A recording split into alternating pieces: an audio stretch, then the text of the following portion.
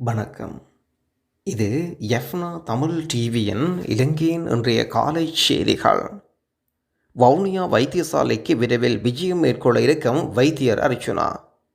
வவுனியா வைத்தியசாலைக்கு விரைவில் வருவேன் என்று வைத்தியர் அர்ச்சுனா தெரிவித்திருப்பதுடன் அங்கு முன்னர் பல விடயங்கள் இடம்பெற்றிருப்பதாக சமூக ஊடகங்களில் தெரிவித்துள்ளார்.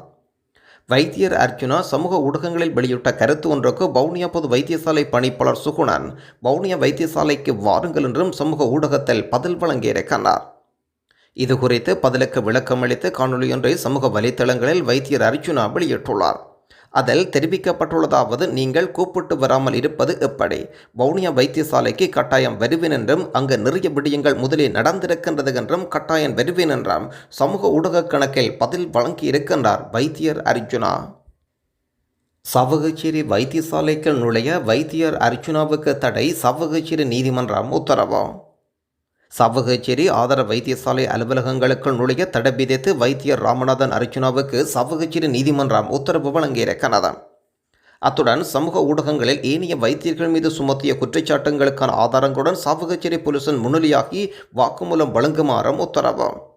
தான் முன்வைத்த குற்றச்சாட்டுகளுக்கு அர்ச்சுனா ஆதாரங்கள் சமர்ப்பிக்காவிட்டால் அவர் மீது வழக்கு தொடரலாம் என்ற போலீசார் உத்தரவிட்டிருக்கின்றனர். சவகச்சேரி ஆதார வைத்தியசாலையின் முன்னாள் பதில் வைத்திய அத்தியட்சகர் அர்ச்சுனா அண்மையில் சில கலோரூபங்களில் ஈடுபட்டு சமூக ஊடகங்களில் பிரபலமாகியிருந்தார். வைத்தியத்துறை மீது மக்களுக்கு இருந்த அதிருப்தியினால் அர்ச்சுனாவின் கலோபரங்கள் வழி மக்கள் எதிர்ப்பை வெளிப்படுத்தியிருந்தார்கள். எனினும் அர்ச்சுனாவின் கோபம் வைத்திய மாஃபியாவுக்கு எதிரான போராட்டமாக மாறாமல் நீர்ந்து போனது. சவகச்சேரி வைத்தியசாலைக்கு எதிராக அவதூறு உட்பட்ட விவகாரங்களில் சவகச்சேரி போலீஸ் நிலையத்தில் முறைப்பாடு செய்யப்பட்டிருந்தது. சவகச்சேரி போலீசார் இதுகுறித்து சவகச்சேரி நீதிமன்றத்தில் அறிக்கையிட்டுள்ளனர்.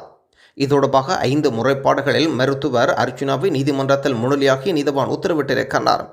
இன்றைய வழக்கு விசாரணையில் முறைப்பாடு அளித்த வைத்தியர் சார்பில் சட்டத்தரணிகள் திருக்குமரன், குருபரன் ஆகியோர் முன்னிலையாகி இருந்தனர். அர்ச்சுனாவுக்கு தனக்கு சட்டத்தரணிகளை நியமிக்கவில்லை. சவகச்சேரி ஆதார வைத்தியசாலையின் சுமூகமான செயற்பாட்டுக்கு அர்ச்சுனா அந்த வைத்தியசாலை நிர்வாகத்தில் தலையிட வைத்தியசாலைக்கு நுழைய நீதிவான் தடை உத்தரவு பிறப்பித்திருப்பதுடன் வைத்தியசாலை விடுதியில் தங்குவதற்கு மாத்திரம் அனுமதி வழங்கப்பட்டிருக்கிறது. அத்துடன் சமூக ஊடகங்கள் வழியாக இனிய வைத்தியர்களுக்கு எதிராக சுமத்திய குற்றச்சாட்டுகளுக்கான ஆதாரங்களுடன் வைத்தியசாலை சவகச்சேரி போலீஸ் நிலையத்தில் முன்னிலையாகுமாறும் வாக்குமூலம் வழங்குமாறும் உத்தரவு. அந்த குற்றச்சாட்டுகளுக்கான ஆதாரங்கள் அர்ச்சுனா முன்வைக்காத பட்சத்தில் அவருக்கு எதிராக வழக்கு தொடரப்படலாம். அத்துடன் இன்றைய நீதிமன்ற வழக்கு தொடர்பாக சமூக ஊடகங்களில் பதிவிடவோ அல்லது நேரலையில் வெளியிடவோ நீதிமன்றம் தடை விதித்திருக்கிறது.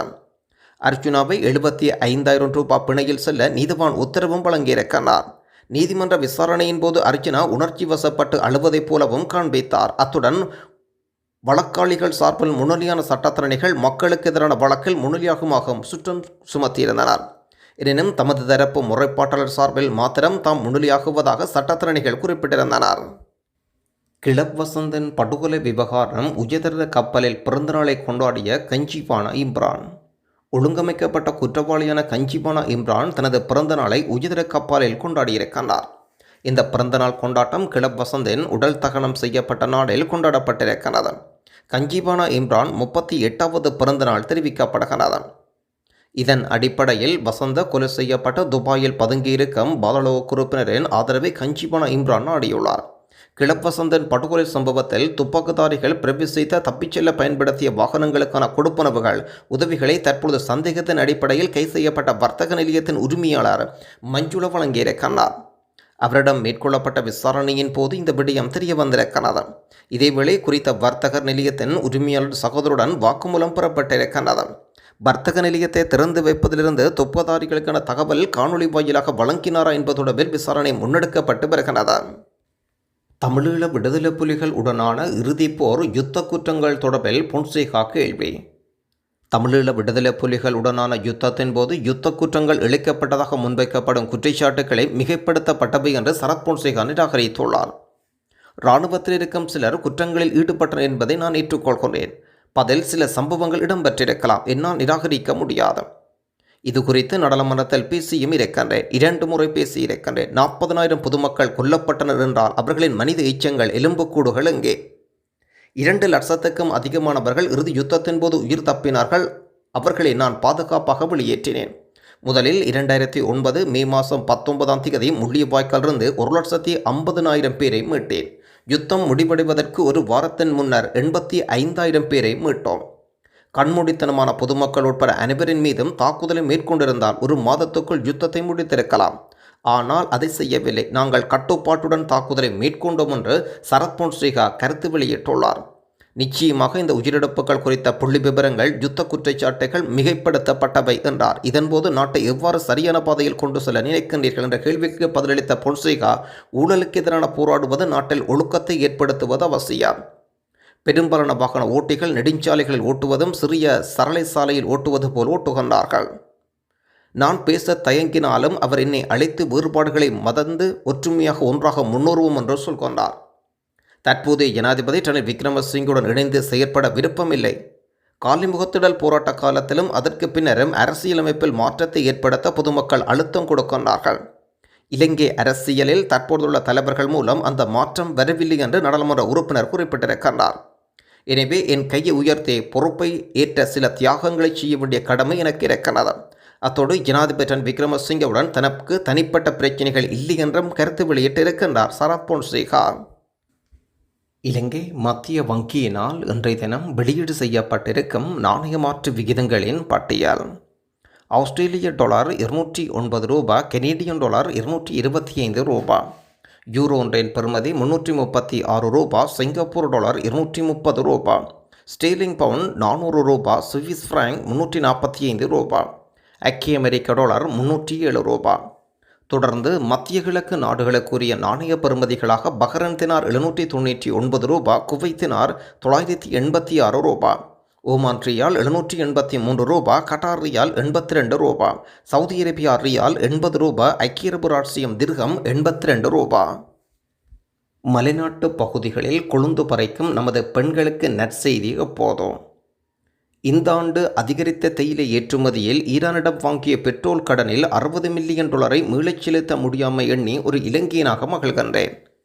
அது நம் நாட்டுக்கு ஒரு நற்செய்தி. ஆனால் தேயிலை உற்பத்தி செய்ய ஆண்டாக காலமாக கொழும்பு அவிசாவளி தொடக்கம் கேகாலை ரத்தனபுரி களத்துறை கண்டு பதுலின் விவரிலியா மற்றும் தேயிலை மலைகளில் நாள் முழுக்க பாடுபடும் எங்கள் குலப்பெண்களுக்கு நல்ல செய்தி எப்போதுதான் பெறப்போகின்றது என்று தமிழ் முற்போக்கு கூட்டணியின் தலைவர் மனோ கணேசன் கேள்வி எழுப்பியிருக்கின்றார்.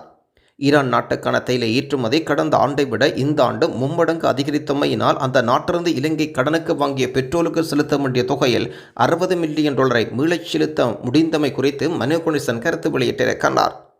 இது ஈரானுக்கு மட்டுமல்ல, உலகின் பல நாடுகளிலிருந்தும் நாம் வாங்கிய கடன்களுக்கு பொருந்தும். பல காலமாக பொருந்தும். 1948ஆம் ஆண்டு சுதந்திரம் பெற்றபோது இலங்கை ஆசியாவில் ஜப்பானுக்கு அடுத்தபடியாக அதிக அந்நிய செலாவணி, அதிக ஸ்டேர்லிங் பவுண்ட் திரைசேரி இருப்பை கொண்ட நாடாக இருந்தது. அது பற்றி ஜனாதிபதி மிக பெருமையாக நாடாளுமன்றத்தில் வந்து சொல்லியிருக்கின்றார். இனியாவது மலிக பிற்போக்கு அரசியல்வாதிகள் கோமாளி கூத்துக்களையும் வாய்ச்சவாடல்களையும் நிறுத்திவிட்டு இலங்கை சரித்திரத்தையும் பொருளாதார வரலாறுகளையும் கண்டறிந்து எமது மக்களின் உரிமைக்காக குரல் எழுப்ப வேண்டாம். இந்த நோக்கில் தமிழ் முற்போக்கு கூட்டணி இவருடனும் கரம் கோர்த்து செயல்பட தயார் என்று அறிவித்திருக்கின்றார் மனோ கணேசன். இதே நேரத்தில் இன்றைய தினம் குளவிக்கொட்டு தாக்குதலுக்கு இலக்காகி 2 நபர்கள் வைத்தியசாலையில் அனுமதிக்கப்பட்டுள்ளனர். தலவாக்கல்லை தோட்டத்தில் 4 சிறார்கள் மாயம். தலவாக்கல்லை கிரன்வேஸ்டன் லூசா தோட்டத்தினைச் சேர்ந்த 4 சிறார்கள் காணாமல் போயுள்ளனர். முரளிகிருஷ்ணன் லக்ஷிகா மற்றும் ராஜகுரு மிதுசா, சுந்தர் தர்சினி மற்றும் ராஜகுரு கோபி சகார் ஆகிய மாணவர்களே இவ்வாறு காணாமல் போயுள்ளனர். 16 மற்றும் 15 வயதுடைய இவர்கள் இவ்வாறு காணாமல் போயிருப்பதாகவும் ஞாயிற்றுக்கிழமை மாலை வீட்டிலிருந்து வெளியே சென்றவர்கள் வீடு திரும்பவில்லை என்றாம் அவர்களின் பெற்றோர்களால் முறைப்பாடு பதிவு செய்யப்படுகிறது. தலவாக்கலை போலீஸ் நிலையத்தில் பதிவு செய்யப்பட்டிருப்பதாகவும் குறித்த சிறுவர்கள் சிறுமிகள் தமது பெற்றோர்களுக்கு சொல்லாமல் வீட்டிலிருந்து வெளியே சென்று காணாமல் போயுள்ளனர். இதேவேளை இவர்கள் தொடர்பில் தகவல் தெரிந்தால் நீங்கள் 076 46 122 89 என்ற எண்ணில் பெற்றோர்களுக்கு உதவி கோரிக்கை வைத்திருக்கின்றனர் தலவாக்கல்லை போலீசார். தஞ்சாவூரில் பட்டமளிப்பு விழாவில் ஹக்கீம் பங்கேற்பு. தமிழ்நாடு திருச்சிராப்பள்ளி பாரதிதாசன் பல்கலைக்கழகத்தோடு ஒன்றிணைக்கப்பட்ட தஞ்சாவூர் மாவட்டம் பட்டமளிப்பு விழாவில் ஹக்கீம் அவர்கள் விசேட அதிதியாக பங்கேற்றிருந்தார். பெண்கள் ஒரு காலத்தில் உயர்கல்வி கற்க தயக்கம் காட்டியதையும் தற்பொழுது பெண்கள் பல்வேறு துறைகளில் பட்டங்கள் தங்கப்பதக்கங்கள் பெற்று முதுநிலைக்கு வந்துள்ளனர் என்று மையப்படுத்தியதாக அவரின் உரைகள் அமைந்திருந்தது. விழாவில் கல்லூரி துணைத் தலைவர் ரஃபியா பேகம், நிர்வாக துணை இயக்குனர் சையத் ஹசன், அறக்கட்டளை உறுப்பினர்கள் ஆகியோர் கலந்து கொண்டனர். விமர்சையாக நடைபெற்ற இந்த விழாவில் கல்வி குழுமத்தின் நிர்வாகிகளும் பேராசிரியர்களும் விரிவுரையாளர்களும் மாணவிகளும் மற்றும் ஊழியர்களும் கலந்து கொண்டனர். சஜி பிரேமதாசவுக்கு அங்கத்துவம் வழங்க தயார். எனக்கும் ராஜபக்சர்களை பாதுகாக்க வேண்டிய எந்த ஒரு தேவைப்பாடும் கிடையாது. ரணசிங்க பிரேமதாசவுக்கு எதிராக குற்றப்பிரணை வந்தபோது அவரை மட்டுமே பாதுகாத்துள்ளேன் என்று ஜனாதிபதி ரணில் விக்ரமசிங்க அறிவித்திருக்கின்றார். இது தொடர்பில் தாய்நாட்டை நேசித்து விட்டத்தான் நமது கட்சியை நேசிக்க வேண்டும். ஐக்கிய தேசிய கட்சி தலைவர்கள் இந்த கொள்கையின் அடிப்படையில் தான் செயல்படுகின்றார்கள். நம்பிக்கையின் அடிப்படையில் சவாலை நான் பொறுப்பேற்றேன். அந்த மொட்டு கட்சியின் ஆதரவு வழங்கியது. அந்த கட்சியின் ஆதரவு இருந்தால் தான் வேலை திட்டங்கள் முன்னெடுக்க முடிந்தது. மொட்டு கட்சி இந்த ஒரு பிரிவினர் பிரிந்து சென்றனர். மஹிந்த பக்கம் பெரும்பான்மை இருந்தது. ஃபீரிஸ் அணியினர் நல்லவர்களாகவும் ராஜபக்சர்கள் கெட்டவர்களாகவும், ராஜபக்சர்கள் கெட்டவர்களினில் பீரிஸ் தரப்பினரை கெட்டவர்கள்தான். எனக்கு ராஜபக்சர்களை பாதுகாக்க வேண்டிய தேவைகள் கிடையாது. ரணசிங்க பிரேமதாசவை மட்டுமே நான் பாதுகாத்துள்ளேன். கட்சியில் குற்றப்பிரணை வந்தபோது அவருக்கு ஆதரவாக நான் முன்னின்றேன். வேறு எவரையும் நான் பார்த்தது கிடையாது, பாதுகாத்ததும் கிடையாது. எனவே நாட்டை பாதுகாக்க முன்வருமாறு ஐக்கிய தேசிய கட்சியினருக்கு அழைப்பு விடுத்திருக்கின்றார் ரணில் விக்ரமசிங்க. அதேபோல் தடை செய்யப்பட்டுள்ள ஐக்கிய தேசிய கட்சியின் அங்கத்துவத்தை சஜித்துக்கு வழங்க தயார். ஆகவே நாட்டை கட்டியெழுப்பும் பயணத்தில் இணையுமாறு அழைக்கின்றேன் என்றும் குறிப்பிட்டிருக்கின்றார் ரணில் விக்ரமசிங்க. இன்றைய தினம் மின்சார துண்டிப்பு தொடர்பாகவும் நீர் தடை தொடர்பாகவும் நேரடியாக அலுவலகத்துக்கு சென்ற பெண் ஒருவர் நேரடியாக தாக்கப்பட்டிருக்கின்றார். அங்கு பணிபுரியும் அரசாங்க ஊழியர்களால். அவர் தருகின்ற நேரடி வீடியோ பதிவையை தொடர்ந்து பார்வையிட இருக்கின்றோம். உரிமைக்காக குரல் கொடுப்போம். நன்றி, வணக்கம். அனைவருக்கும் வணக்கம். நான் நிலாவளியில் அரசி ரெஸ்டாரண்ட் ஒரு ரெஸ்டாரண்ட் வச்சு கொண்டிருக்கேன். என்ன நடந்ததுன்னு சொன்னால், எங்களுக்கு கிட்டத்தட்ட 3-4 நாளாக வாட்டர் சப்ளையில் தண்ணி வரையில. அப்போ நான் என்ன செஞ்சேன்னா, இங்கே எங்களுக்கு பக்கத்தில் நிலாவளி ஸ்கூலுக்கு பக்கத்தில் இருக்க வாட்டர் சப்ளைக்கு ரிப்போர்ட் பண்ண நான் ஃபோன் எடுத்த ஒரு முறைக்கு 2 முறை ஒழுங்காக பதில் சொல்லலை. அப்போ நான் என்ன செஞ்சேன்னு சொன்னால், 2 முறை அடித்தேன். நான் அடிக்க இங்கே உனக்கு ஒரே அடித்து கொண்டிருக்க தேவையில்லை, நீ உன்னோட புருஷனுக்கு அடிக்கன்னு சொன்னவர் அதில் இருக்க ஒரு ஆஃபீஸர். அப்போ நான் என்ன செஞ்சேன்னு சொன்னால், நேராக வந்தேன் பக்கத்தில் தான் எங்களுக்கு. அப்போ நேராக நான் விஷயத்தை கேட்க வர கேட்சி கொண்டு இருக்கும்போதே அவங்க மரியாதை இல்லாமல் நிறைய கேட்சவங்க அந்த ஆஃபீஸர்ஸ் ஆக்கள். டக்கண்டு குறுக்க ஒரு செக்யூரிட்டியால் நிற்கிறார். அவர் எனக்கு டக்கண்டு சராமரியாக அடித்து போட்டார். எனக்கு இந்த ஹெல்மெட் இருந்ததால் காயப்படையில் நான் சரியான அடி, கையில் வலது கையில் தோள்பட்டையில் எல்லாம் சரியான அடி அடிச்சிட்ருக்கேன். கேட்க வந்ததுக்கு ஒழுங்கான ரெஸ்பான்ஸ் பண்ணல, சரியான ரிப்ளையும் தரையில் வேல் கேட்டதுக்கு அங்கே உள்ளவங்க யாருமே சரியான பதிலும் சொல்லலை, சரியான முறையில் எந்த ரிப்ளையும் பண்ணலை. இந்த அப்போ ஒரு ரிவர் தான் ஆள் நினைக்கிறார். ரிவர் தான் ஆள் எனக்கு சரியாக அடிச்சு போட்டு எனக்கு கொஞ்சம் ஏழாமல் இருக்குது. ஓகே, அங்கே எங்கே நிற்கிற முடியாது. ரைட்டா? அனைவருக்கும் வணக்கம். நான் இப்போ நிலாவளியில் கைலாசரா ஸ்கூலுக்கு பக்கத்தில் இருக்கிற வாட்டர் சப்ளைக்குள்ளே இருக்கிறேன். என்ன காரணம்னு சொன்னால், நான் ஒரு கெஸ்ட் ஹவுஸ் வச்சுருக்கேன். எங்களுக்கு வாட்டர் லைன் சப்ளை மட்டும்தான், தண்ணி லைன் இருக்குது. எங்களுக்கு ஃபுல்லாக கெஸ்ட் இருக்காங்க. அப்போ தண்ணி எங்களுக்கு ஒரு 3-4 நாளாக தண்ணி இல்லை தொடர்ச்சியாக. அப்போ இன்றைக்கும் தண்ணி இல்லைன்றோன்னா நான் கம்ப்ளைண்ட் பண்ண கால் பண்ணேன். அவங்க சொன்னாங்க கொஞ்சத்தில் உங்களுக்கு கேட்டுட்டு சொல்லலாமண்டு. அப்போ எனக்கு ஒரு 1/2 hour ஆகி அவங்க இதாண்ட கெஸ்ட்டை எங்களுக்கு ப்ரெஷர் பண்ண வலிக்கிட்டாங்க. நான் திரும்பி அடித்தேன். அடிக்கல உங்களுக்கு தண்ணி வரும் என்று சொல்லி போட்டு கட் பண்ணிட்டேன். எனக்கு டைமே சொல்லலை, என்ன பிரச்சனைன்றதுன்னு சொல்லலை. நான் திரும்பி ஒருக்கா அடித்தேன். அடிக்க இன்னொருத்தருக்கு நான் சொன்னேன்னா எடுத்து, அண்ணன் நாங்கள் உங்களோட கஸ்டமர் அண்ணன், நீங்கள் எங்களுக்கு சரியான விதத்தில் பதில் சொல்லணும். நீங்கள் சரியான விதத்தில் பதில் சொல்லாத வரும் பட்சத்தில் நாங்கள் என்னட்டு நாங்கள் எங்களோட கெஸ்ட்டுக்கு நாங்கள் பதில் சொல்கிறேன் கேட்கலையே, நீ என்னட்டு அடிச்சிட்டு இருக்க தேவையில்லை, உங்களோட புருஷனுக்கு அடி என்று சொல்லி போட்டு கட் பண்ணிட்டேன். அப்போ எனக்கு இது சரியான இரிட்டேட்டிங்காக இருந்தது. நான் நேரடியாக இப்போ நிலாவடியில் இருக்கிற வாட்டர் சப்ளைக்குள்ளே நான் கேட்க வந்த இடத்துல அவங்க சரியான ரெஸ்பான்ஸ் பண்ணல. மிச்சம் கேவலமான வார்த்தை பிரயோகங்கள், சரியான ரெஸ்பான்ஸ் இல்லாமல் ஒரு பொம்பளைண்டும் பார்க்காம மிச்சம் மோசமாக நடந்து கொண்டாங்க. கதைக்கிறதுக்கெல்லாம் எந்த பதிலும் சரியாக விதத்தில் கொடுக்கல.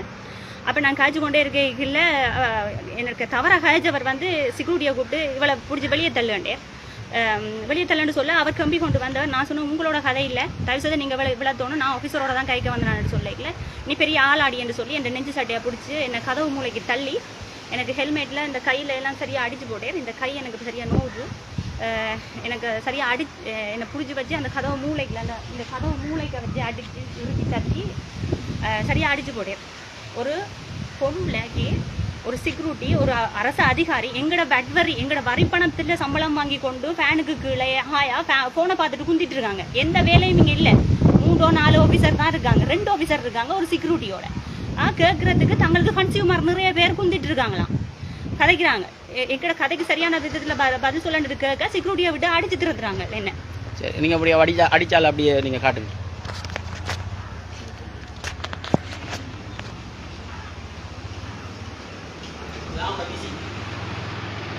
பாருங்க, இவர் தான் எனக்கு உண்ட புருஷனுக்கு அடி என்று சொன்னவர், வேலை செய்கிறாராம். இந்த இருக்கு செக்யூரிட்டி, இவர் தான் ரோட்டில் போகிற ஆட்டோவையில் மறித்து சொல்கிறார். விட்டுப்ப நான் சும்மா குட்டத்தை நான் முறையாண்டு ஒரு போன ஆட்டோண்ட மறிச்சுன்னு சொன்னவர். இவர் தான் எனக்கு பொம்பளைட்ட வீரத்தை காட்டின செக்யூரிட்டி. ஓ, இந்த ஆஃபீஸில் இந்த ஒரு ஆஃபீஸர் இருக்கே, இந்த ஒரு ஆஃபீஸர் இருக்கே, இந்த ஒரு செக்யூரிட்டி இருக்கு. இந்த 2 பேருக்கு ஒரு செக்யூரிட்டி.